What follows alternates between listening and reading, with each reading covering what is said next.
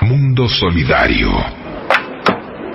Desde Bogotá, Colombia, para todo el mundo, CEPALC y Encuentro Radio presentan Mundo Solidario.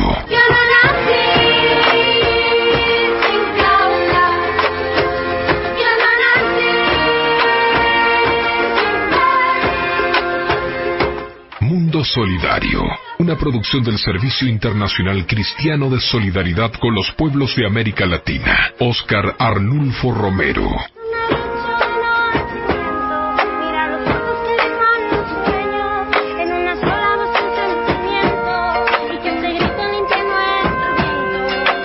Mundo Solidario. Análisis de la realidad, testimonios, derechos humanos, teología, entrevistas, perspectiva de género, actualidad de Convida 20. Mundo Solidario. Mi corazón pega fuerte para gritar a los que no sienten y perseguir a la felicidad. Mundo Solidario.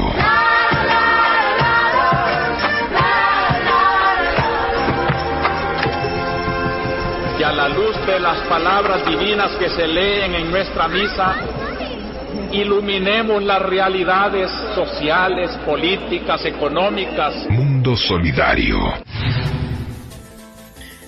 ¿Qué tal, amigos? Estamos en el programa Mundo Solidario del Servicio Internacional Cristiano de Solidaridad con los Pueblos de América Latina, SECSAL, a través de Radio Encuentro de CEPALC en Colombia. Vamos a conversar con Sol Ángela Hoyos, integrante de la Mesa Ecuménica por la Paz, quien va a darnos algunos antecedentes sobre la situación que vive el país hermano de Colombia. Sol Ángela. Muchas gracias, Erwin, por darnos la palabra. Como bien tú dices, yo hago parte de la Mesa Ecuménica por la Paz. Es un espacio de articulación de varias expresiones de fe, en la cual hemos venido trabajando la perspectiva de la paz y la perspectiva de una ética para la paz, una paz con ética, y en su perspectiva también cómo podemos nosotras y nosotros pues influir o incidir en la situación que vive el país desde esa perspectiva profética y liberadora. Como tal, el grupo nace en el sentido de definirse como mesa, porque ya ha habido otras expresiones de movimientos y organizaciones en Colombia, de la cual pues han venido generando un proceso de base, como fueron en su momento las comunidades cristianas de base, las comunidades cristianas campesinas y otras expresiones que fueron surgiendo.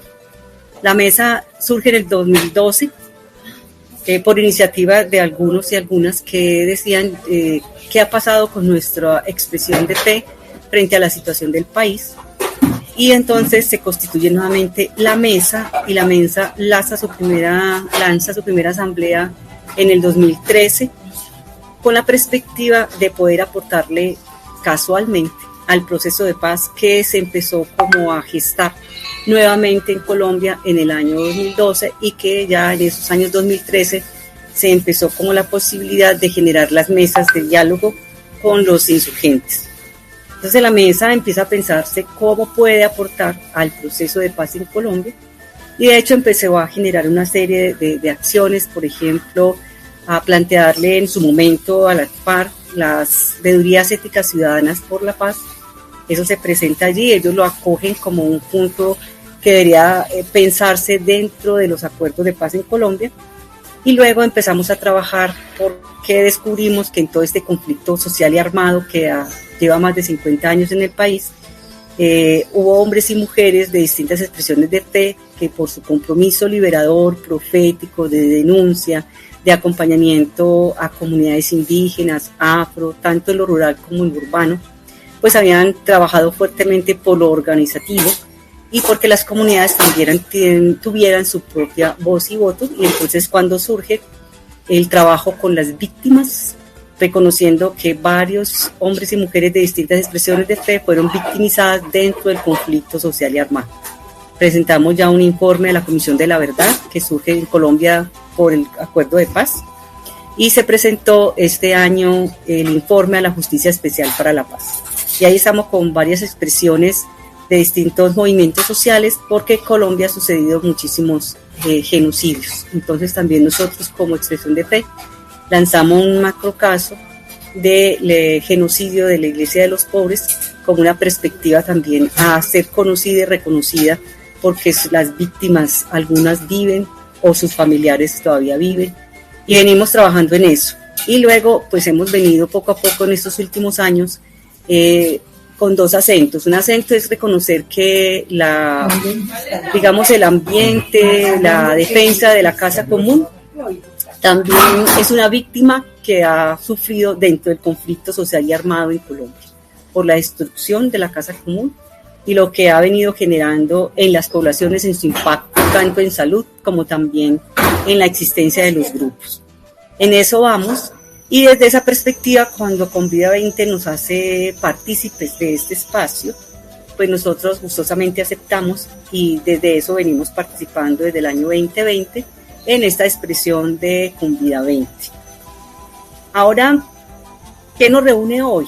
Nos reúne un tema que se ha vuelto también un tema de lucha popular, de lucha de reconocer los derechos de las mujeres, reconocer que también son sujetos, que no son objetos, y que también tienen opción y acción política. Desde esa perspectiva, la coalición de movimientos y organizaciones sociales de Colombia, que la reducimos porque es un nombre muy largo, ustedes generalmente le decimos COMOSOC, es una alianza de movimientos sociales y populares. Nace mucho antes que la Mesa Ecuménica. Esta nace en el año 2005, porque una de las grandes preocupaciones que me imagino que en América Latina es un común denominador, y es la preocupación por hacer una acción conjunta como movimiento social en las transformaciones sociales y políticas y económicas del país. Entonces la coalición se crea en ese tiempo y nos comenzamos a articular con distintos movimientos afro, indígena, de la salud, de sindicatos como el Sindicato de Hospitales y Clínicas, expresiones afro e indígena como la UNIC, que es la Organización Nacional Indígena de Colombia, y varias expresiones afro. Y poco a poco hemos ido avanzando en vernos cómo esa juntanza tiene sentido en la medida que tengamos una mirada común, qué es lo que queremos transformar en el país, ¿sí? Y que tiene unas características específicas de acuerdo a los territorios. Colombia es un territorio también extenso, muy pluriétnico y multicultural, reconocido en la Constitución del 91. Entonces hemos venido haciendo como toda esa expresión, este movimiento social, a qué le apuesta y qué le quiere aportar también desde sus rostros concretos de hombres y mujeres, que queremos trabajar desde los territorios, trabajar lo local, pero pensando siempre en lo global, en lo nacional. Entonces nosotros en la coalición somos como Mesa Ecuménica la expresión religiosa dentro de ese gran movimiento y de articulaciones, y nos hemos venido organizando por sectores. Entonces aquí quiero aterrizar entre los sectores que hay: el sector indígena, el sector afro, el sector juvenil, el sector campesino, el sector afro, el sector religioso, y uno de los sectores que venimos pues pensándonos qué significa estar articuladas las mujeres y qué acciones como de esa expresión que tiene la coalición de movimientos deberíamos ser y deberíamos trabajar. Entonces se ha constituido el sector de las mujeres y hemos venido trabajando y en un tema que la Comosol le ha querido dar mucha fuerza este año, y es el cuidado de la vida, porque el cuidado de la vida está amenazado en todas sus expresiones, en el territorio, en los que habitan el territorio, en la naturaleza misma, en las líderes y lideresas, con un agravante que yo creo que ustedes se han dado cuenta, aunque a veces las noticias no muestran mucho, pero con un agravante, y es cómo las poblaciones en sus territorios vienen siendo amenazadas, desplazadas nuevamente, la amenaza continua y el asesinato de líderes y lideresas en los territorios, y ha crecido muchísimo, muchísimo el feminicidio. Si bien es una problemática que no es nueva y que siempre dentro del conflicto armado los primeros o las primeras que sufren son las mujeres, que les toca afrontar la guerra, que nos han convertido en un botín de guerra, en donde ha sido violada como humana, como mujer, y se le han violado todos sus derechos como ciudadana. Entonces, aquí en la coalición de movimientos, hemos venido entonces pensándonos qué significa ante la vulneración de la vida, qué significa las mujeres como cuidadoras y protectoras de la vida. Y es por eso que entonces en este 25 de noviembre, que se celebra el Día Internacional de la Mujer, de la no violencia contra la mujer, pues propusimos ese tema como uno de los temas también que debe ser parte de nuestra lucha por la defensa, por la protección y por el cuidado de la vida.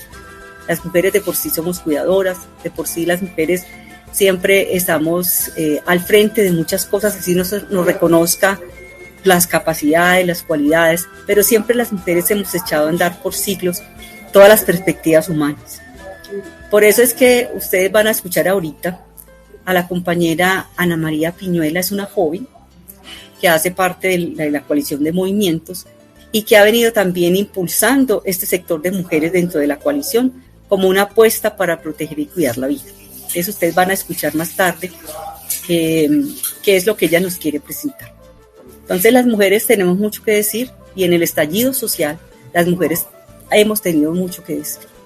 Y las mujeres siguen, como los jóvenes, como los niños, siguen siendo las víctimas del recrudecimiento del conflicto armado en los territorios, de este gobierno, de este Estado que realmente es un Estado opresor, un Estado que en vez de buscar las alternativas de vida, lo que hace es oprimir, desaparecer, asesinar, en fin.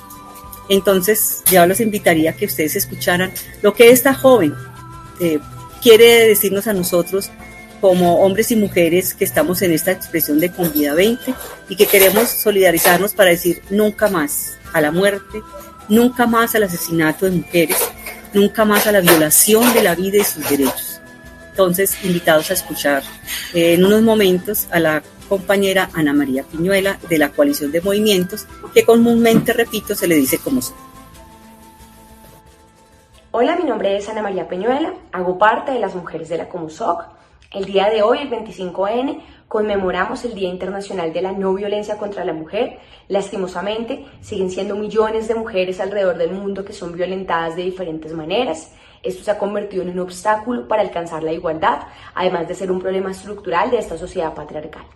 Luchar contra la violencia hacia las mujeres y avanzar hacia la prevención es posible transformando los roles que tradicionalmente han subordinado a las mujeres, además de exigir una respuesta adecuada y pronta de la justicia para impedir la impunidad. Luchamos por la equidad de género, ponerle fin a la violencia es un asunto público, es un asunto de toda la sociedad, no queremos más feminicidios, no queremos que nos asesinen por ser mujeres.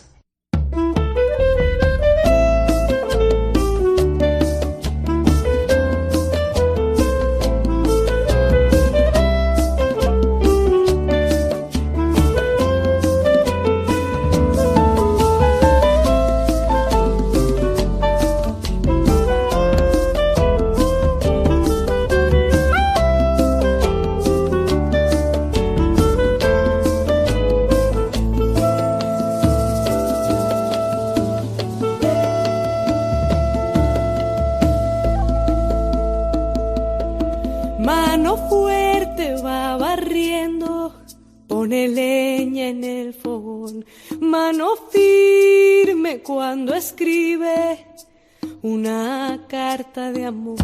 Manos que tejen haciendo nudos, manos que rezan, manos que dan, manos que piden algún futuro para no morir en soledad. Allá.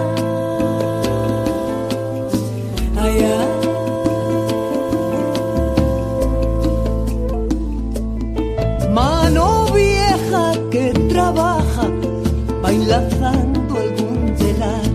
Mano esclava va aprendiendo a bailar su libertad.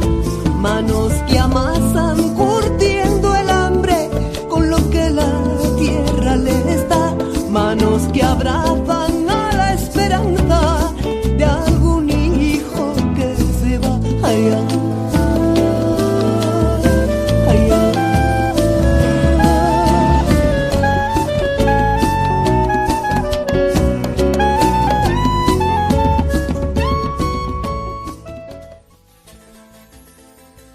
Bien, seguimos en el programa Mundo Solidario de SICSAL, Servicio Internacional Cristiano de Solidaridad con los Pueblos de América Latina, a través de Radio Encuentro de CEPALC, Colombia.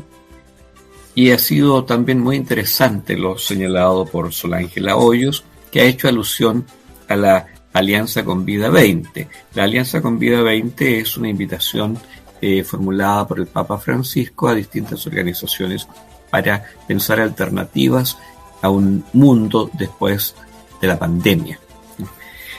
Y voy a presentarles a nuestro amigo Edwin Mosquera del movimiento de la guerra a la paz, en combinación con la Iglesia Evangélica Luterana en Colombia, IELCO. Bienvenido, Edwin, y escucharemos muy atentamente tu testimonio. Hola, ¿cómo están? Un saludo a todas y todos. Erwin, muchas gracias. Un saludo muy especial a Mundo Solidario. Pues efectivamente, como tú lo has mencionado, soy Edwin Mosquera. Coordino un proyecto que se llama De la Guerra a la Paz, que se viene ejecutando a través de la Iglesia Evangélica Luterana de Colombia, IELCO, que ha contado con el apoyo y financiamiento de la Misión Evangélica Luterana de Finlandia. Este es, digamos, nuestro cuarto año, el último de esta iniciativa, de esta primera fase de proyecto pues aquí en Colombia. Y venimos acompañando a través de él comunidades rurales, afrodescendientes, indígenas y campesinas que están ubicadas geográficamente, donde se existen hoy las áreas destinadas para el proceso de reincorporación de las y los firmantes del acuerdo de paz. Esto, digamos, en Colombia, en el departamento de Antioquia, en el occidente de Antioquia y parte del Urabá antioqueño. Entonces, pues también hacemos parte de Convida 20, de una de las mesas de Convida 20, y pues a través de nuestro trabajo en territorio, también articulando, digamos, con las diferentes mesas y escenarios y espacios que desde aquí, desde Convida, pues se han venido y hemos venido construyendo y habilitando, ¿cierto? Quisiera yo compartirles, digamos, de manera muy concreta,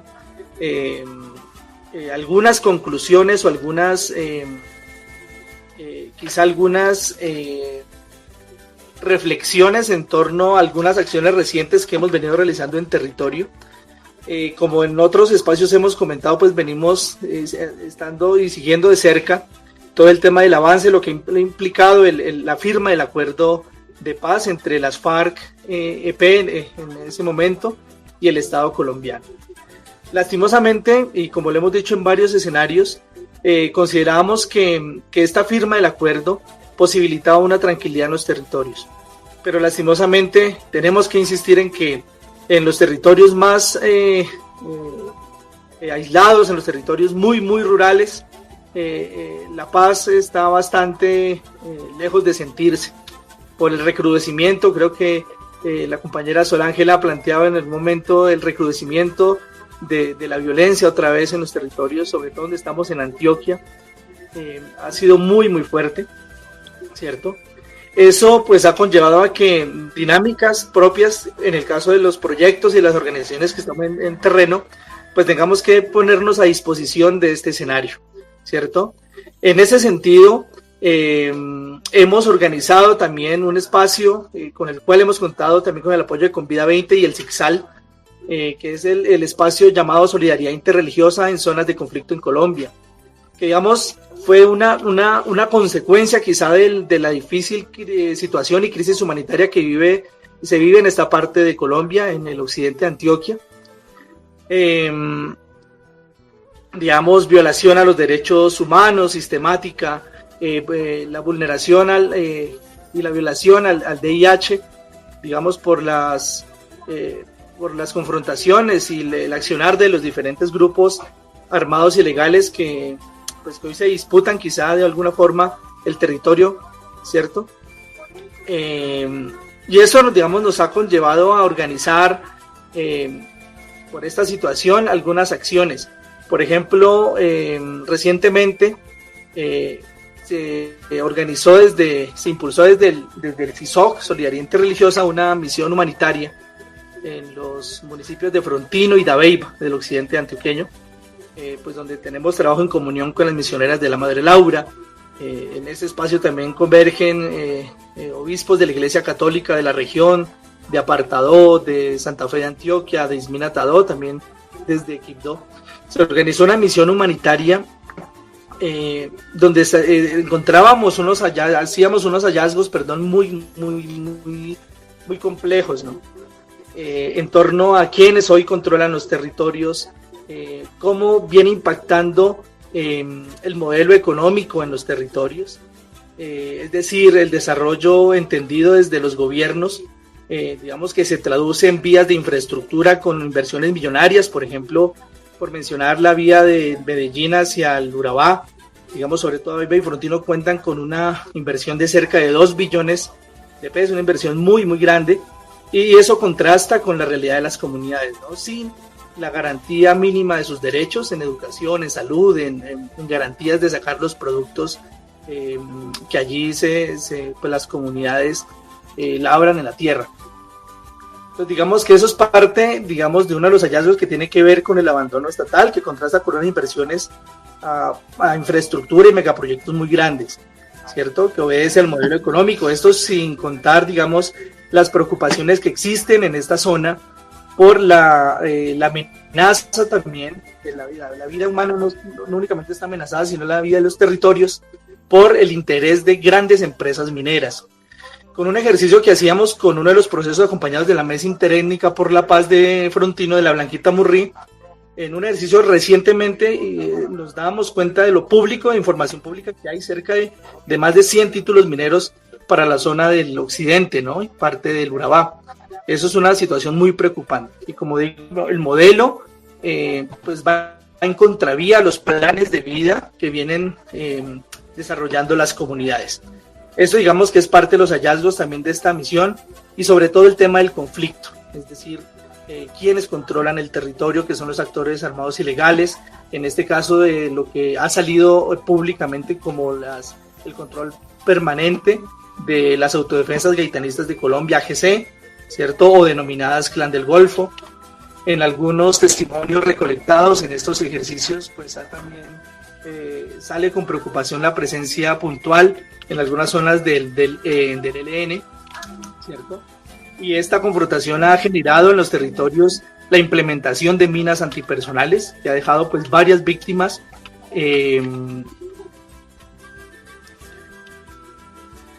ha afectado de manera muy importante pues a las comunidades indígenas, afro y campesinas, pues porque eso genera sin lugar a dudas desplazamiento y confinamiento forzados y otra serie de violación pues de los derechos y efectivamente el tema va en contravía del derecho internacional humanitario. Vale aclarar que dentro de una de esta misión humanitaria reciente que se hizo en el territorio, pues lo que logramos observar es el control principal de las estructuras sucesoras del paramilitarismo, pese a que digamos son lugares donde se supone que hay control del Estado a través de sus fuerzas militares, pero efectivamente el control lo ejercen los actores ilegales. Es una gran preocupación. Justamente en la mañana de ayer estábamos junto a la Conferencia Episcopal de Colombia en una rueda de prensa que se hizo conjunta, donde donde planteamos parte de estos hallazgos en el marco de otras misiones humanitarias también en el departamento del Chocó y en la zona del occidente de Antioquia, ¿cierto? Digamos esto como por mencionar algunas situaciones muy concretas de lo que está sucediendo en esta parte de Colombia, que quizá sea una radiografía de lo que significa, y yo quiero insistir en esto, lo que significa un modelo impulsado por el mercado global, que se siente en esa parte de Colombia y que quizá sea lo que pretende imponer pues el modelo económico a nivel nacional, ¿cierto? Y sobre todo el escalonamiento de la violencia, pues que aún firmado un acuerdo y a la espera de que el acuerdo se implemente, que lastimosamente no ha sido eficazmente implementado por el gobierno, pues digamos, sí existe una violencia muy, muy importante y que va en escalonamiento, ¿cierto? Eso, digamos, como unos temas. Las mujeres, por ejemplo, ayer hablábamos de este tema en la rueda de prensa, cómo el impacto para la mujer ha sido, digamos, esta nueva dinámica de la violencia, digamos, ha generado un impacto muy, muy grave para las niños, niñas, adolescentes, jóvenes y para las mujeres. Por ejemplo, en el caso puntual, digamos, de las formas de guerra que se dan en el territorio, como las consecuencias a través de las minas antipersona, pues las principales víctimas han sido como mujeres, ¿cierto? Que son las que salen a buscar, digamos, el mercado, la comida, en fin, que son quienes han sido afectadas por este tema de las minas. Asimismo, la revictimización, podríamos hablar de todo lo que ha significado históricamente para las comunidades en general, pero sobre todo para la mujer, digamos, el hecho de que tengan que volver a estar confinadas, volver a desplazarse, volver a sentir el miedo de que sus hijos e hijas, que sus esposos tengan que ser víctimas de los grupos armados, ¿cierto? Eso es un tema bastante fuerte. Hay unas afecciones psicológicas también por lo que ha significado el nuevo accionar de los grupos en territorio, los enfrentamientos, las mismas acciones, como repito, de las minas. También mucha preocupación de las madres por el reclutamiento forzado y no forzado a sus hijos e hijas, ¿no? Digamos, eso también ha generado un impacto muy fuerte y viene generando muy fuerte en este recrudecimiento o en esta reconfiguración del conflicto en Colombia. Eso, digamos, como algunos elementos, Servi, de compartirles de lo que significan algunos elementos en nuestro país y en esta parte de Colombia, que, como insisto, puede ser una radiografía de una realidad muy, muy triste, que esperamos desde el acompañamiento internacional, desde el acompañamiento ecuménico de los sectores de fe de iglesias, pues tengamos la posibilidad de seguir acompañando a estas comunidades que siguen vulneradas y vulnerables en sus derechos y sus territorios también. Muchas gracias, Edwin. Hemos escuchado a Edwin Mosquera del proyecto de la Guerra a la Paz. Proyecto, el mismo nombre ya expresa la generosidad, la nobleza y la grandeza de esta actividad, ¿no? Estamos en el programa Mundo Solidario del Servicio Internacional Cristiano de Solidaridad con los Pueblos de América Latina.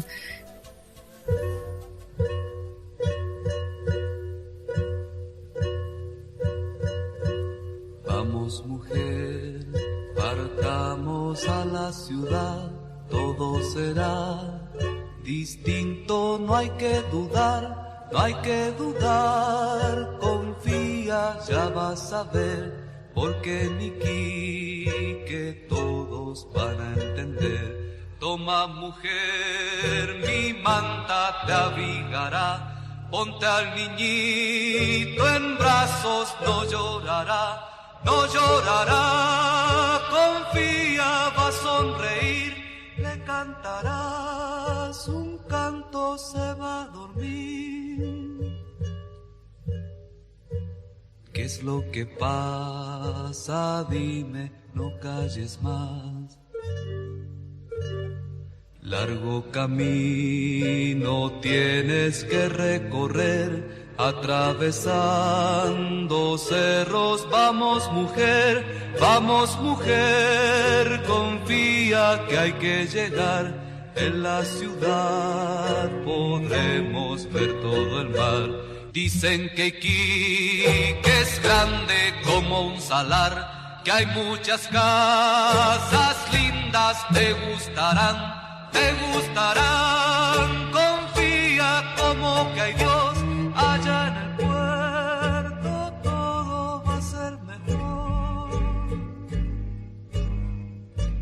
¿Qué es lo que pasa? Dime, no calles más. Vamos, mujer, partamos a la ciudad, todo será distinto, no hay que dudar, confía, ya vas a ver, porque Niki, que todos van a entender.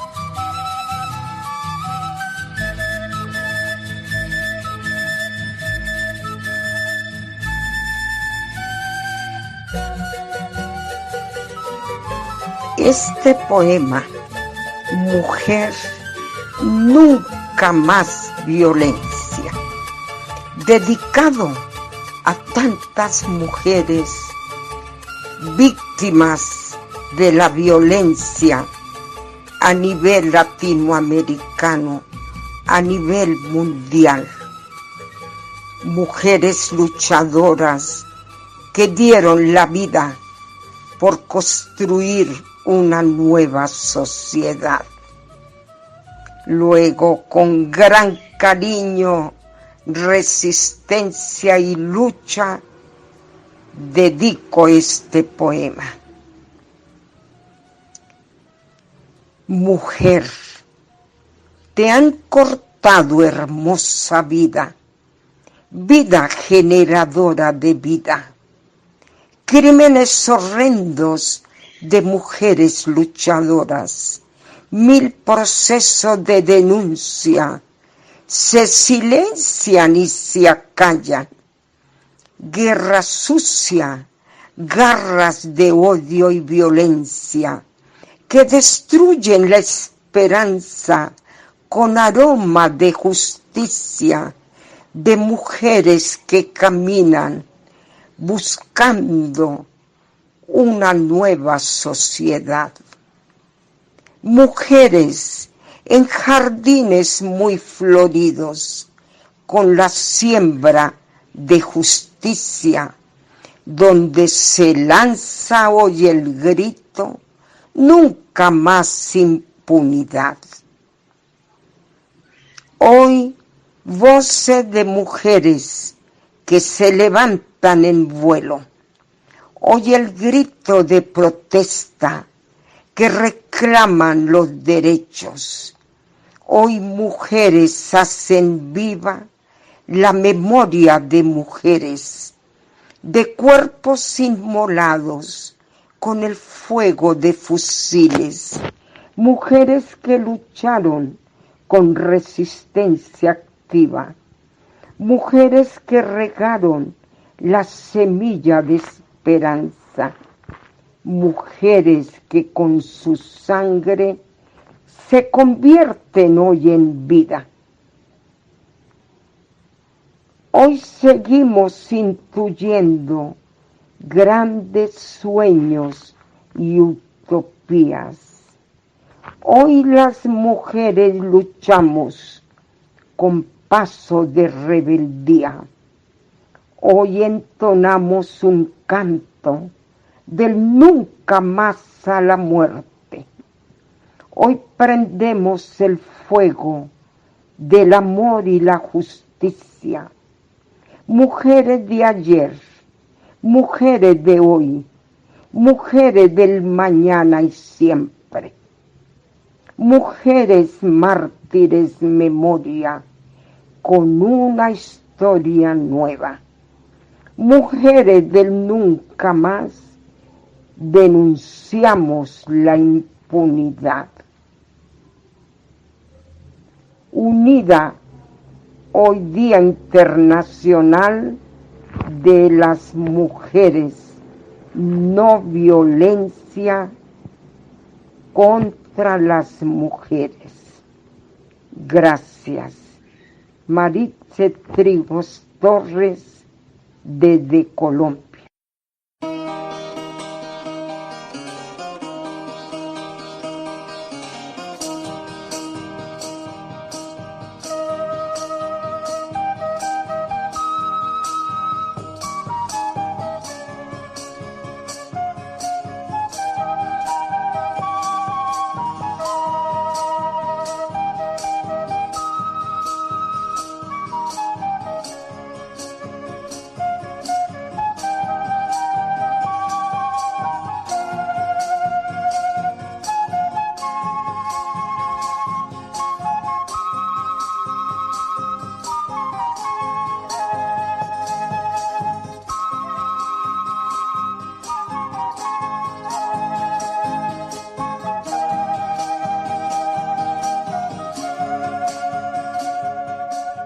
Hola, mi nombre es Marta Inés Romero, soy de Pax Christi Internacional y miembro de la Comisión Paz, No Violencia y antimilitarismo. Hoy el mundo conmemora el Día de la No Violencia contra las Mujeres. En el caso de Colombia, la violencia basada en género adentro del conflicto ha sido un gran reto. El Sistema Integral de Verdad, Justicia, Reparación y No Repetición y la Comisión para el Esclarecimiento de la Verdad han demostrado una voluntad de escucha. Ha habido más de 14.000 entrevistas realizadas a víctimas y este es un espacio importante. Se han mantenido espacios de interlocución con organizaciones de mujeres y personas LGBTI mediante espacios de escucha a las víctimas. Sin embargo, si bien se reconoce un avance en la discusión de incluir un capítulo específico y de abrir un macrocaso ante la Jurisdicción Especial para la Paz, es preocupante que aún, a pesar de los hallazgos concretos, no se ha logrado profundizar en este tema. Las mujeres insisten desde GEPAS, desde la Alianza 5 Claves, en la apertura del macrocaso que supere una lectura estereotipada de la violencia sexual y que dé cuenta de la complejidad de las dinámicas, la magnitud y la sistematicidad a nivel nacional de estas violencias. Es alarmante que aunque ya hay una decisión de abrirlo, el ritmo que se espera no puede ser el óptimo. Por esto, como comisión con Vida 20, seguimos insistiendo en que se acopien las pruebas, que se escuche a las mujeres victimizadas adentro del conflicto, que se avance en una unidad específica de investigación y acusación para retomar, ¿no?, una lucha, una demanda legítima de las víctimas del conflicto, víctimas de violencia basada en género, y que se logre un reconocimiento para la reparación y la no repetición de estos hechos victimizantes. Como Alianza con Vida 20 seguimos empeñados y empeñadas en seguir luchando por este reconocimiento, en seguir incluyendo las voces de las víctimas adentro de todo lo que hacemos y en seguir pidiendo que se haga justicia.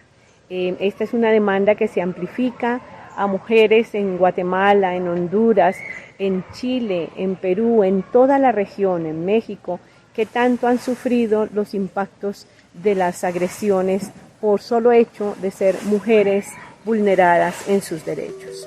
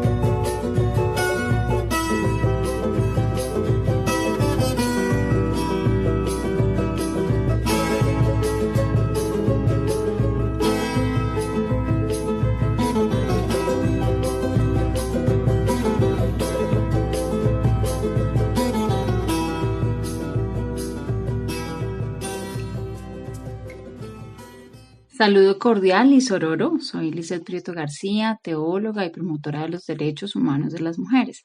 Muy contenta hoy de volver a compartir en Mundo Solidario.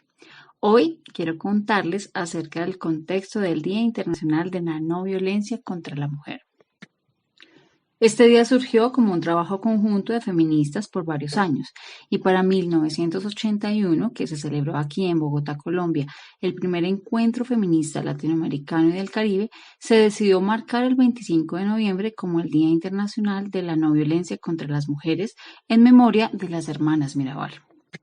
También llamadas las mariposas, Patria, Minerva y María Teresa, que en esta fecha fueron brutalmente asesinadas por órdenes del dictador Trujillo en 1960 en República Dominicana. Fueron mujeres opositoras de la dictadura con sus compañeros, nacieron en una familia acomodada, sin embargo, en la dictadura perdieron casi todos sus bienes. Fueron mujeres estudiosas que destacaban por su inteligencia. Minerva y María Teresa fueron encarceladas, violadas y torturadas en varias ocasiones, hasta que Trujillo decidió acabar con sus vidas. En su honor se realizó una película en el año 2001, llamada En el tiempo de las mariposas, género romance basado en hechos reales, del director Mariano Barroso. La actriz principal es Salma Hayek, también productora, y la pueden encontrar en www.filmatini.com. También la pueden encontrar fácilmente en la web. Esta es la razón por la que se escoge esta fecha para esta lucha. Pasados varios años del primer encuentro feminista latinoamericano y del Caribe, el 17 de diciembre de 1999, la Asamblea General de las Naciones Unidas designó el 25 de noviembre como el Día Internacional de la No Violencia contra la Mujer. Gracias a Gladys Gutiérrez, secretaria de Estado para la Mujer en República Dominicana, quien le propone a la embajadora dominicana para ese momento ante la ONU, Cristina Aguiar, abanderar la propuesta. Aguiar consiguió todas las firmas necesarias de los Estados miembros para su aprobación. Violencia contra la mujer se entiende como todo acto de violencia basado en la pertenencia al sexo femenino que tenga o pueda tener como resultado un daño o sufrimiento físico, sexual o psicológico para la mujer, así como las amenazas de tales actos, la coacción o la privación arbitraria de la libertad, tanto si se produce en la vida pública como en la vida privada. Abarca los siguientes actos: la violencia física, sexual y psicológica que se produzca en la familia, incluidos los malos tratos, el abuso sexual a las niñas en el hogar, la violencia relacionada con la dote, la violación por el marido, la mutilación genital femenina y otras prácticas tradicionales nocivas para la mujer, los actos de violencia perpetrados por otros miembros de la familia y la violencia relacionada con la explotación. La violencia física, sexual y psicológica perpetrada dentro de la comunidad en general, inclusive la violación, el abuso sexual, el acoso y la intimidación sexual en el trabajo, en instituciones educativas y en otros lugares, la trata de mujeres y la prostitución forzada, la violencia física, sexual y psicológica perpetrada o tolerada por el Estado donde quiera que ocurra. La mujer tiene derecho en condiciones de igualdad al gozo y la protección de todos los derechos humanos y libertades fundamentales en las esferas políticas, económicas, sociales, culturales, civiles y cualquier otra índole.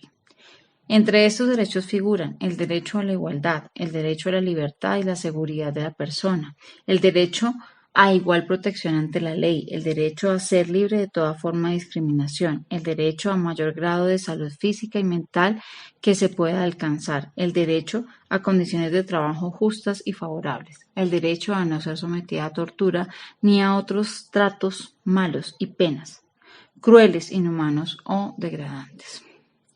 Agradecemos a todas las mujeres que con su tenacidad y perseverancia hicieron posible que se visibilice este flagelo y cada año se sigan sumando esfuerzos para transformar la cultura patriarcal que promueve esta violencia.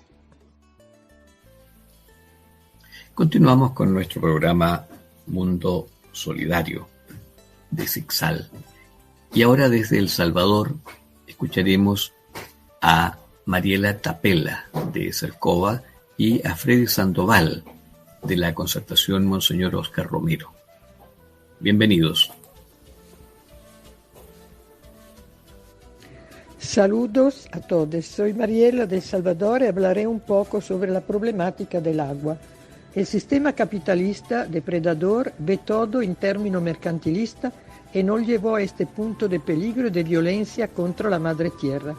Esto es fruto de nuestra civilización dominante desde ya 4 siglos, y el antropocentrismo es consecuencia de la ilusión de que somos dueños de la cosa y que ésta solo tiene sentido en la medida en que nos sirven. Esta es la tónica de la visión imperante e imperial presente en la mente de quienes controlan la finanza y los rumbos de la política mundiales, un solo mundo y un solo imperio. Esta mentalidad imperial no toma en consideración que todo está íntimamente relacionado. Cuando se habla del ambiente, se indica una relación entre la naturaleza y la sociedad que la habita. O sea, se puede decir grito de la tierra, grito de los pobres. Esto hay que tomarlo en cuenta sobre todo cuando hablamos de los recursos naturales de vital importancia como el agua. El Salvador tiene una realidad ambiental dramática en lo que se refiere al vital líquido. Hay que decir que la agua superficial y subterránea sufren un fuerte deterioro y contaminación.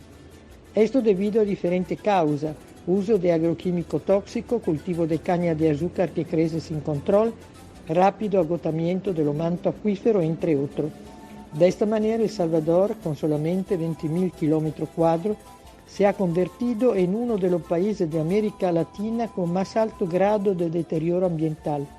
El 80% del territorio está deforestado y la escasa cobertura vegetal apenas constituye el 1.1% de la masa boscosa de Centroamérica.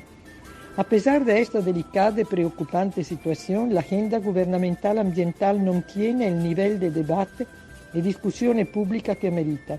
Una de las instituciones que no ha estado a la altura de este tema es la Asamblea Legislativa, que ha evadido por años su responsabilidad en lo concerniente a la generación de leyes que protejan los bienes naturales comunes y la vida de las personas.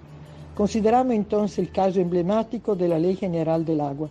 En efecto, los estudios en los últimos años han demostrado el hecho de que el río, lago, acuífero más estratégico de El Salvador se están secando, en algunos casos desapareciendo, poniendo en peligro los ecosistemas y los centros de concentración poblacional del país y amenazando la viabilidad misma de la nación.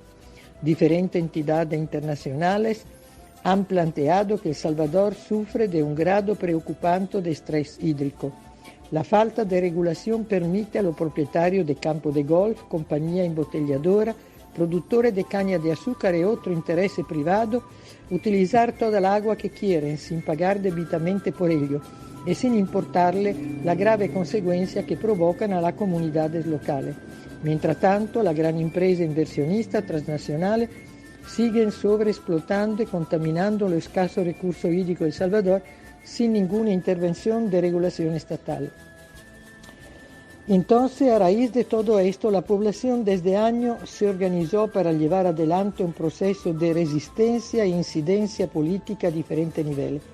De hecho, son 15 años que como organizaciones civiles, con el apoyo de la Mesa Ecuménica, se hicieron propuestas concretas sobre una ley general de agua que la derecha parlamentaria, aliada al gran capital oligárquico local y transnacional, impidió que el agua fuera considerada como derecho humano y bien común. Entonces, lo que luchamos, nos preguntamos, ¿el agua es fuente de vida o de ganancia? Sabemos que no puede haber vida sin agua, aún más en estos momentos de pandemia. Entonces, como tal, el agua no puede ser sometida al mercado, porque pertenece a todo y todos tienen el derecho al acceso a un agua suficiente de calidad, afirma la ONU. El Papa Francisco en su carta encíclica Laudato Si va más allá y dice: el acceso al agua potable y segura es un derecho humano básico, fundamental y universal, porque determina la sobrevivencia de las personas y por lo tanto es condición para el ejercicio de los demás derechos humanos.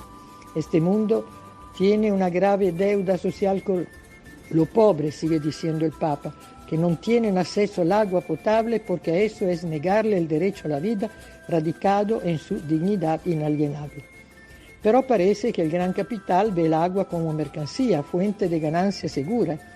El gobierno actual del dictador Bukele, el 18 de junio del 2021, después de 2 años de promesas vacías, política práctica dañina al ambiente, presentó a la Asamblea Legislativa su proyecto de ley que él llamó Ley General de Recursos Hídricos, que según canales oficiales solventaría la deuda histórica. La iniciativa fue recibida con mucha precaución por todos los que llevamos más de 15 años luchando en defensa del agua, desde el momento que la misma Asamblea Legislativa en mano al oficialismo se ha negado a tomar en cuenta la propuesta ciudadana de la Ley General de Agua y además el gobierno del dictador Bukele tildó todo lo que luchamos por el derecho humano al agua como grupo de fachada. La Asamblea Legislativa sí formó una comisión ad hoc para que la Ley General del Agua, que ahora se llama General de Recursos Hídricos, para escuchar las organizaciones sociales, la Iglesia Católica, la Protestante Histórica, la Universidad de los Jesuitas y otras. Todas ellas presentaron preocupación por la crisis hídrica en El Salvador y además dieron a conocer los 5 puntos no negociables para una buena ley de agua y los vacíos y contradicciones en la propuesta gubernamental. Estos 5 puntos no negociables son: primero, reconocimiento del agua como bien común y como derecho humano. Segundo, gestión pública estatal del agua. Tercero, participación ciudadana. Cuarto, enfoque de cuenca. Es reconocido que la problemática del agua de El Salvador empieza a nivel de cuenca, generada por la deforestación, el mal uso del suelo, uso de pesticidas tóxicos, contaminación provocada por la industria y permiso para actividades dañinas al agua. Quinto punto, equidad económica y financiera, garantizando que el acceso al agua sea universal y que nadie sufra la ausencia del agua por falta de recursos económicos. Pero en la propuesta de ley del gobierno estos 5 puntos no aparecen. Entonces parece más bien una ley privatizadora, y el haber escuchado las organizaciones civiles, sociales, la iglesia, la universidad, parece que no produjo ningún beneficio para la ley. Eso por eso que la lucha por el agua sigue. Junto a esa también la lucha agua-territorio para evitar que una familia oligarca salvadoreña construya un complejo habitacional con todos los servicios sobre un reservorio importante de agua, dejando así morir a muchas personas pobres de la comunidad cercana. Seguiremos entonces luchando, resistiendo, persistiendo, porque somos los de abajo que construiremos en un Salvador donde cabemos todos. Seguiremos luchando con gran esperanza. Termino con un poema del profeta, el obispo Pedro Casaldáliga. Es tarde, pero es nuestra hora. Es tarde, pero es todo el tiempo que tenemos a mano para hacer el futuro. Es tarde, pero somos nosotros a esta hora tardía. Es tarde, pero es madrugada si insistimos un poco.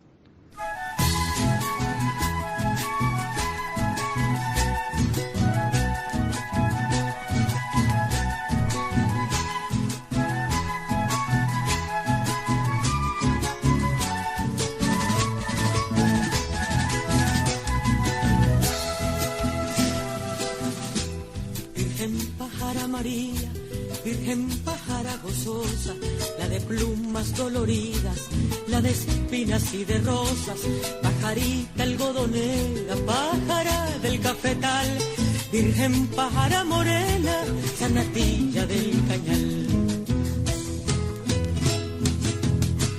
Te pedimos por tu hijo, de tu vientre el más amado, el obrero, el campesino, el humilde, el explotado. Te pedimos por tu pueblo, Virgen pájara al volar, no dejes manchar tu vuelo, pajarita de la paz.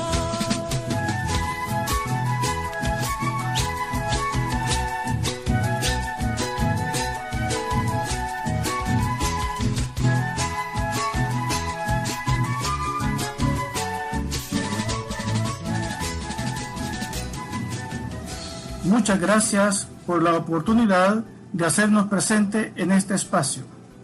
Quiero compartir con ustedes 3 realidades de la lucha y esperanza de verdad y justicia en El Salvador.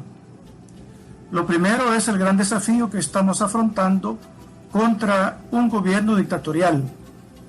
El presidente actual, Nayib Bukele, fue electo democráticamente para el periodo 2019-2024. Esta elección es expresión de los cambios históricos que los acuerdos de paz de 1992 generaron en el país al poner fin al conflicto armado y a 60 años de dictadura oligárquico-militar.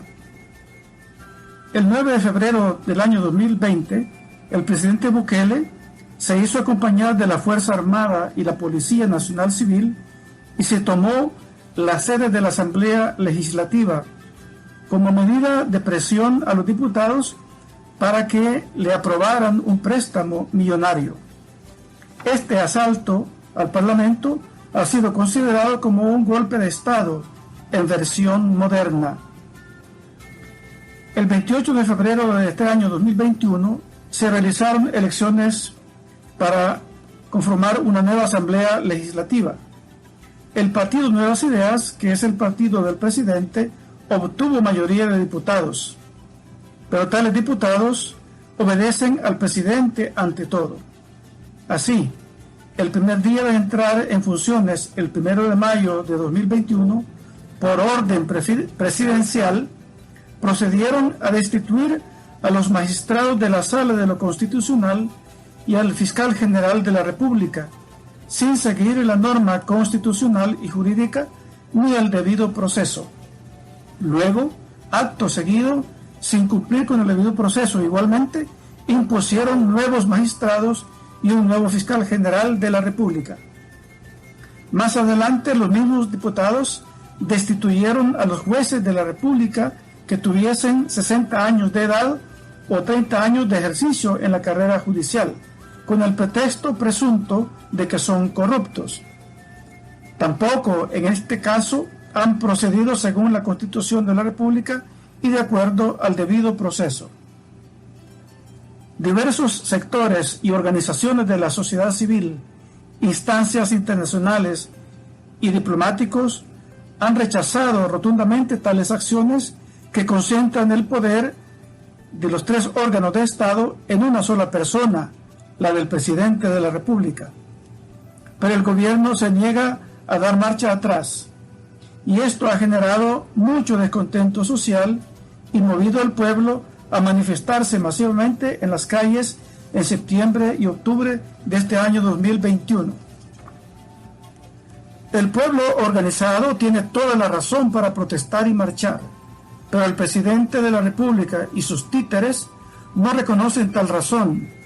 Más bien, han difundido la propaganda oficial de que hay agentes extranjeros financiando y ordenando realizar esta masiva protesta social.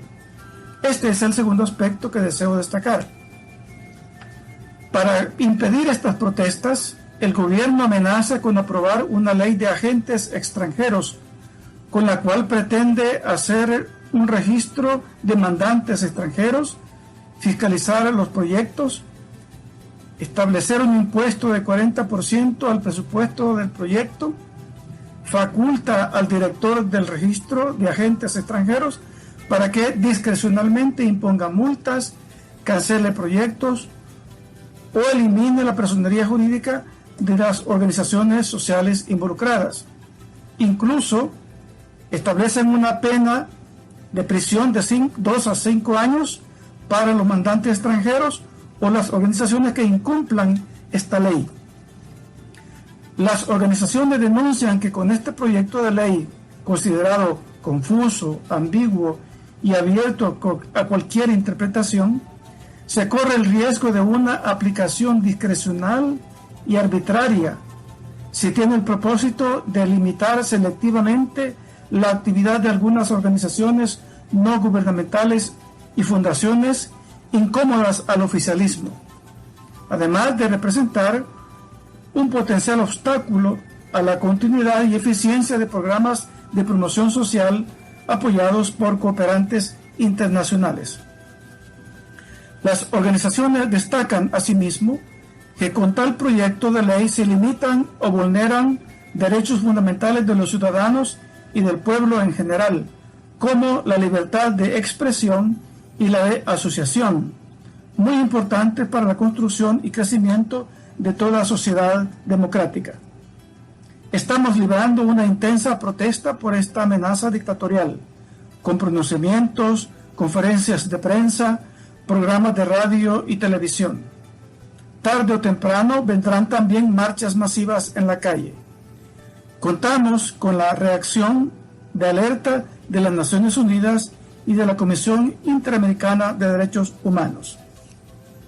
El tercer aspecto se refiere a la memoria histórica. El 16 de noviembre hemos celebrado 32 años de la masacre de la UCA, donde la Fuerza Armada de El Salvador asesinó a sacerdotes jesuitas y 2 colaboradoras de los jesuitas en el recinto de la Universidad Centroamericana José Simeón Cañas, la misma Fuerza Armada que fue formada por las Escuelas de las Américas. Y el 10 de diciembre celebraremos 40 años de la masacre del Mozote y lugares aledaños, en donde el ejército salvadoreño, entre los días 10 y 13 de diciembre, de 1981 masacró más de 1.000 personas civiles e indefensas, la mayoría niñas, niños, mujeres y ancianos. Estos crímenes de lesa humanidad continúan en la impunidad. Las víctimas demandan al Estado salvadoreño que les cumpla sus derechos por estas graves violaciones a los derechos humanos. La respuesta del Estado es el engaño, la mentira y la evasión. Tenemos, por ejemplo, que la Sala de lo Constitucional de la Corte Suprema de Justicia, en su resolución del 13 de julio de 2016, declaró inconstitucional la ley de amnistía que estuvo vigente por 24 años, desde 1992. Determinó investigar estos crímenes de lesa humanidad y los crímenes de guerra, así como la aprobación de una ley de justicia transicional que resuelva a las víctimas sus derechos por estos crímenes atroces. Después de 5 años de tal resolución, el Estado salvadoreño sigue sin cumplir tales obligaciones.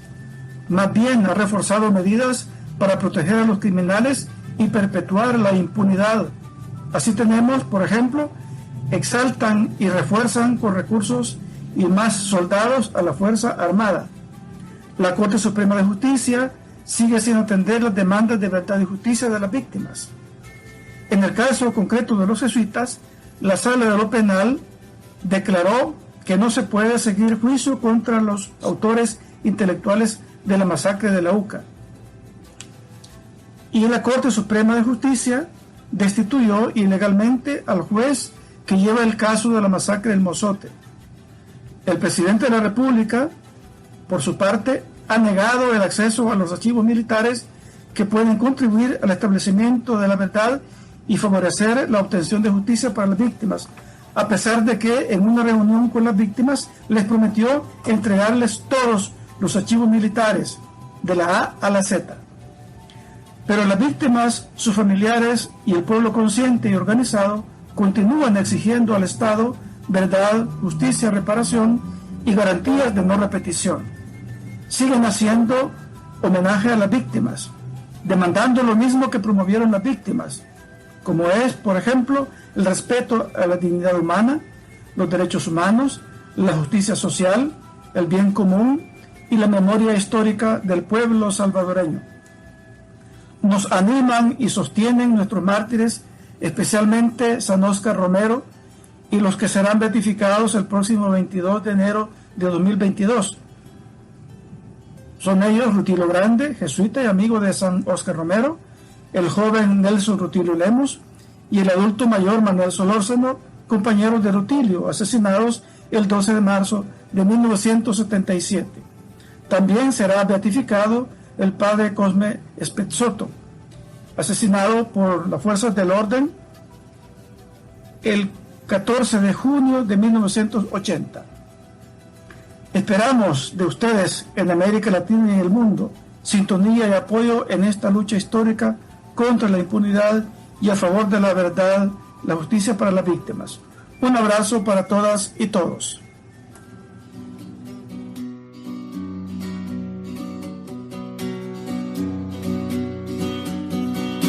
Tiemblen el Estado, los cielos, las calles, que tiemblen los jueces y los judiciales. Hoy a las mujeres nos quitan la calma, nos sembraron miedo, nos crecieron alas. A cada minuto de cada semana nos roban amigas, nos matan hermanas, destrozan sus cuerpos, los desaparecen. No olvide sus nombres, por favor, señor presidente. Por todas las compas luchando en Reforma, por todas las morras peleando en Sonora, por las comandantas luchando por Chiapas, por todas las madres buscando en Tijuana. Cantamos sin miedo, pedimos justicia, gritamos por cada desaparecida. Que resuene fuerte, nos queremos vivas, que caiga con fuerza el feminicida. Yo todo lo incendio, yo todo lo rompo. Si un día algún fulano te apaga los ojos, ya nada me calla, ya todo me sobra. Si tocan a una, respondemos todas.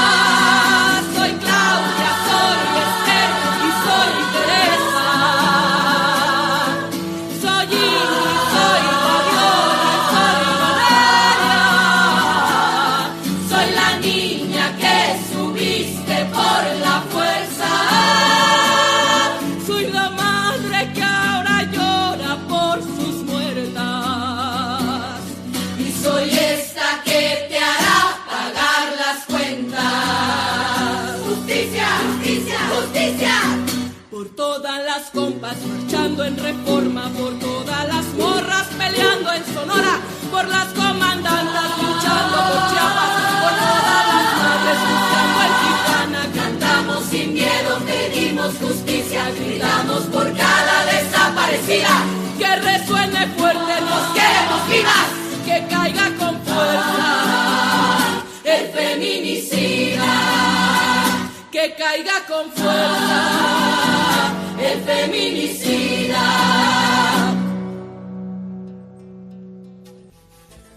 Seguimos con el programa Mundo Solidario con el aporte de María Elena López del Movimiento Iglesias por la Paz de México. Bienvenida, María Elena. Hola, buenos días a quienes están escuchando Mundo Solidario. En este Día Internacional contra la Violencia y Explotación de la Mujer, les comparto algunos elementos de la violencia que vivimos en México, sobre todo el sufrimiento de las mujeres, quienes contra viento y marea van saliendo adelante, avanzando. Un estudio de Álvaro Matos y Elena Jaloma Cruz dice: actualmente es de dominio público, nacional e internacional, que México vive una grave crisis de violencia y derechos humanos, principalmente desatada por la guerra contra el narcotráfico, a su vez iniciada a finales de 2006. El gobierno mexicano registró un promedio de casi 10.5 mujeres asesinadas al día en la mitad de 2021. Revelaron datos del Secretariado Ejecutivo del Sistema Nacional de Seguridad Pública, disponibles el martes 27 de julio de 2021.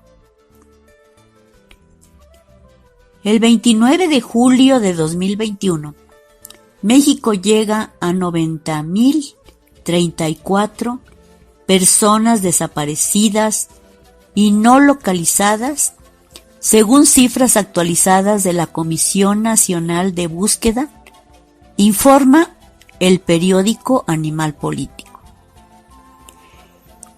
Grupos feministas han protagonizado algunas de las manifestaciones más numerosas para exigir justicia. Días antes de la manifestación del 8 de marzo, el gobierno de México instaló una valla metálica para proteger el Palacio Nacional de la manifestación. En la marcha participaron unas 20,000 personas. La valla se convirtió en un lienzo de exigencias y memorial. Pintaron nombres de mujeres asesinadas. Un instrumento muy importante que ha movilizado a las familias que buscan a sus seres queridos son las Brigadas Nacionales de Búsqueda de Desaparecidos. Poco a poco se van sumando más colectivos. Su lema es: buscando, nos encontramos. La primera brigada se realizó en 2016, en un municipio de Veracruz. La sexta y última en este año, con la representación de 160 colectivos. En cada brigada descubren nuevos modos de organización.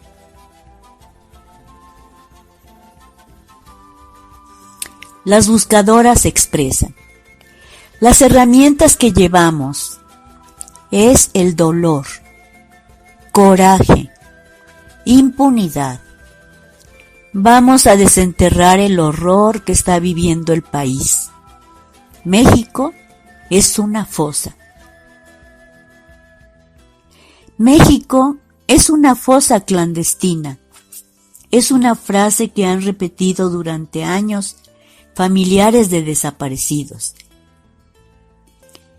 De acuerdo con las declaraciones a la prensa y testimonios recogidos en entrevistas a varias familias convertidas en buscadoras, las condiciones que denotan la búsqueda ciudadana son la desconfianza en las autoridades, la inacción de las mismas y la desesperación ante la falta de respuestas. Las brigadas nacionales de búsqueda, poco a poco, van despertando conciencia en la sociedad. Por ejemplo, un dato entre otros muchos que nos da esperanza es el concierto que se realizará hoy mismo en el Teatro de la Ciudad Esperanza Iris, hasta encontrarles. Concierto homenaje a las madres de los desaparecidos. Gracias por la invitación. Seguimos en camino hacia la verdad, la justicia y la paz, con justicia y dignidad.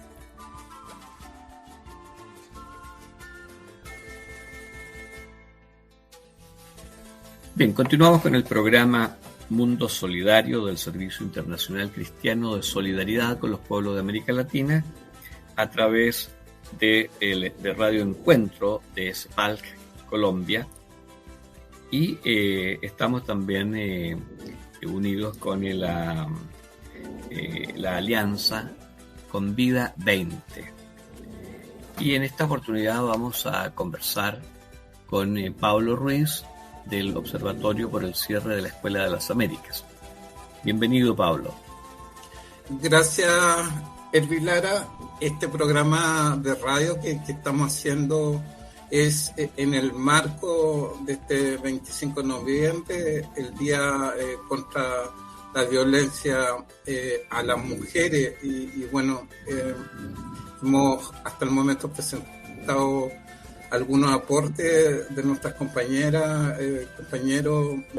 Es súper importante para nosotros hacer un poco de seguimiento de lo que estaba pasando en América Latina y que afecta a nuestros pueblos. Como todos ustedes saben, este fin de semana en América Latina hubo elecciones presidenciales y al Congreso en Chile.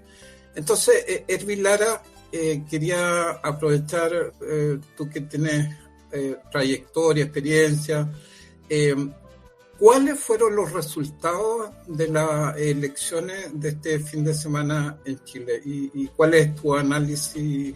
Bueno, en primer lugar, no hubo, en la elección presidencial, no hubo mayoría absoluta, que se requería el 50% más uno, ¿no? Y el mayor porcentaje de votos lo obtuvo el candidato ultraderechista, ¿no?, del Partido Republicano, ligado a Vox, ligado a Bolsonaro, ¿no? De tal manera de que con alrededor de un 28% de la votación, y seguido con un poco más de un 25% de la votación de parte de Gabriel Boric, que representa la lista del Frente Amplio y del Partido Comunista, que era propiamente la candidatura que todos esperábamos como natural que pudiera tener mayoría, siguiendo el plebiscito que permitió que se llevara a cabo una convención constitucional, y que significó casi un 80% de la votación a favor de esta nueva vía de dar una salida institucional a la crisis que se había producido a partir del estallido social iniciado el 19 de octubre del 2019, el 18 de octubre del 2019. Me sorprende que ese plebiscito, teniendo una amplia mayoría, casi a un año de esos resultados y de la puesta en marcha de esta convención constituyente que va a redactar una propuesta de una nueva constitución. Hoy día, con esta votación donde la primera mayoría es de derecha, del Frente Social Cristiano, curiosamente, amigo de Bolsonaro, que ya sabemos lo que pasa en Brasil, haya pasado esto. Como bien dice, era natural esperar que la primera mayoría fuera Gabriel Boric. Igual son 7 candidatos para que todo el mundo sepa, y obviamente se esperaba que hubiera una segunda vuelta por esta dispersión de votos entre otros sectores que también son progresistas y que se deberían sumar a Gabriel Boric. Pero mi pregunta es, ¿por qué crees tú que la derecha está recuperando este 30-40% que obtuvo en esta votación de este domingo? Bueno, es difícil decir con plena certeza las causas de esta situación. Yo creo que además del triunfo en torno al plebiscito para una nueva constitución, la elección de los convencionales también fue un claro triunfo de los sectores populares, amplio triunfo de los sectores populares.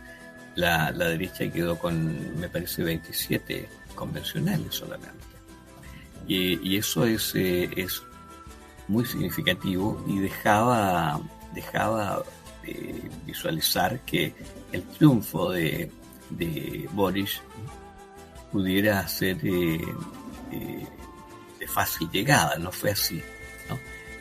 Yo creo que contribuyó en primer lugar la campaña del terror, el miedo al comunismo. Eso es algo que está en el aire, o sea, un comunismo que ya no existe en realidad, y que no sé cuál sería lo terrible de que el Partido Comunista estuviera en un gobierno, puesto que ya ha estado en varios gobiernos, ¿no? Incluso en uno de los gobiernos de la Concertación.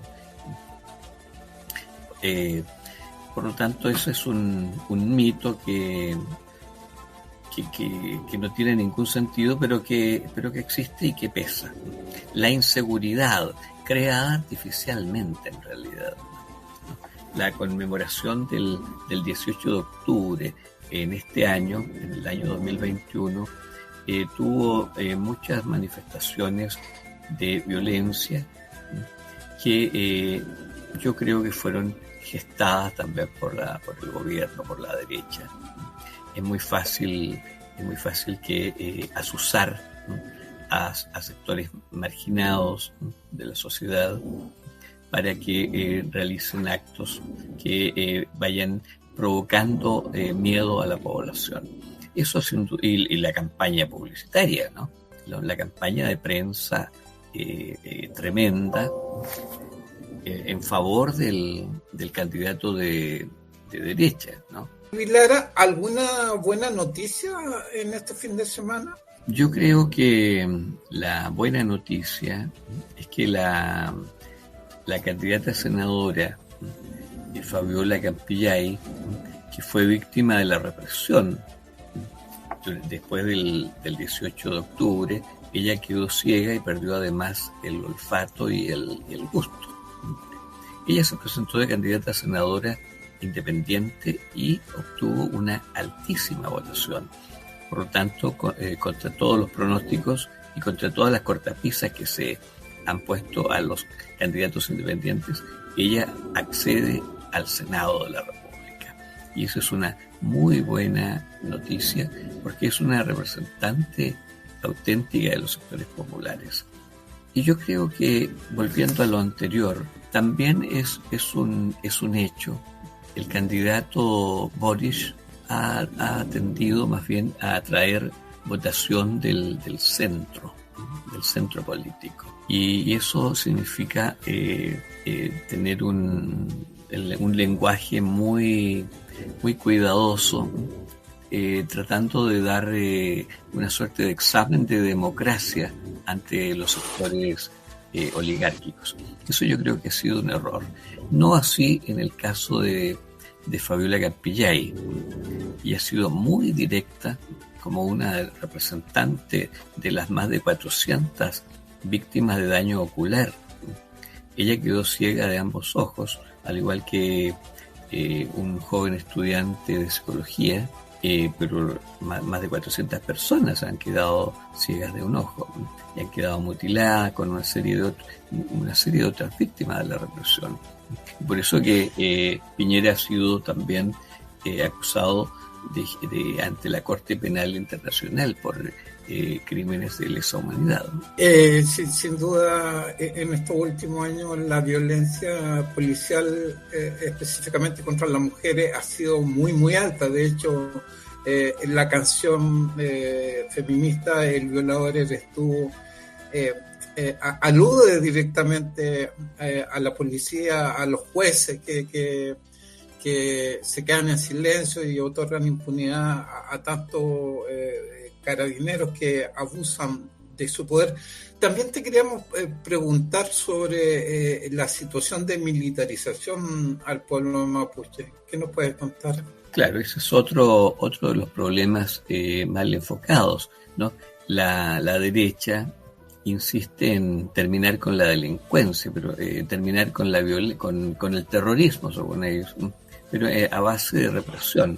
Y no se considera que el problema existente en el Gualmapu tiene raíces históricas muy profundas.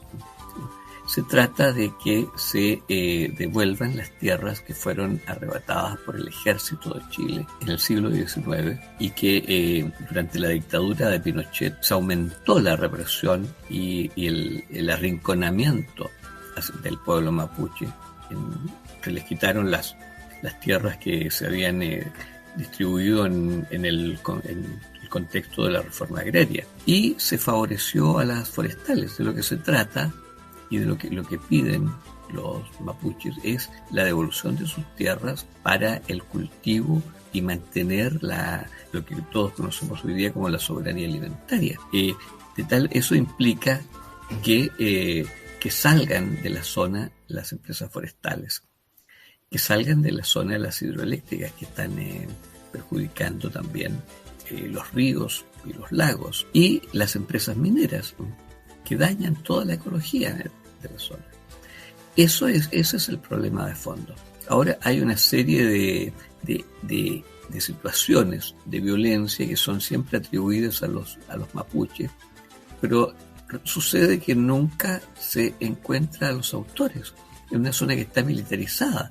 Y hace poco el último asesinato cometido por los infantes de Marina, se asesinó a un muchacho, un mapuche de 23 años que estaba en el interior de su casa, ¿no? En el patio de su casa, y el comandante en jefe de la Armada ha felicitado por este hecho a los asesinos de este joven, ¿no? Y eso todavía no se ha aclarado porque la Armada se ha negado a testificar, se ha negado a acceder al juicio que corresponde en este caso. Anteriormente, el anterior joven mapuche asesinado ya se ha demostrado que fue asesinado por un disparo de carabineros en la nuca, un disparo en la nuca. No fue en un enfrentamiento, como siempre tratan de tergiversar el problema. Y lo mataron creyendo que era el hijo de Héctor de Eitul, ¿no? Un líder de la CAM, ¿no? De la que es un grupo de mapuche que está por la recuperación, abiertamente por la recuperación de las tierras. Sin duda que bueno, lo que vive el pueblo mapuche lo viven muchos pueblos en América Latina. En septiembre, Lara, la organización Fraternal Negra de Honduras recibió el premio Letelier Moji en los Estados Unidos. Ellos en Honduras, como sabemos, luego del golpe de Estado del 2009, encabezado por graduados de la Escuela de la América, Honduras sufrió graves violaciones de derechos humanos. Se impuso ahí estos gobiernos títeres serviles a los intereses neoliberales, capitalistas. Y bueno, quería compartir contigo, con ustedes del programa Mundo Solidario, parte de una ponencia, una presentación de la lideresa hondureña Miriam Miranda, que se refiere un poco a la situación que está enfrentando hoy el pueblo garífuna en Honduras. Escuchemos.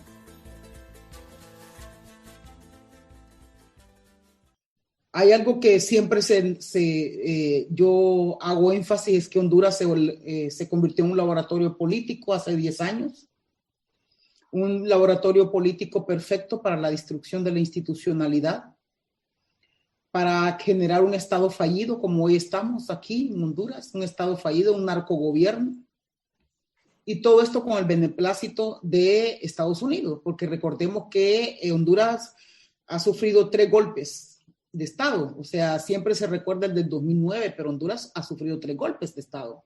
El del 2012, que fue el del Congreso Nacional, la Corte Suprema de Justicia, y el del 2017, que fue el golpe electoral, donde se nos robó y se le robó al pueblo hondureño la decisión soberana del país, del pueblo hondureño, cuando se impuso a Juan Orlando Hernández como presidente.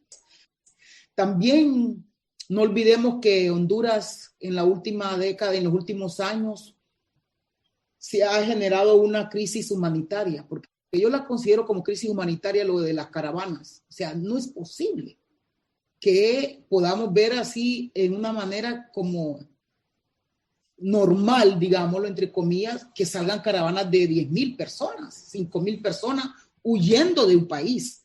Todos tenemos derecho a migrar, eso está muy escrito, muy bien, pero también tenemos derecho a quedarnos, tenemos derecho a construir un diferente país, un país diferente, algo para las futuras generaciones.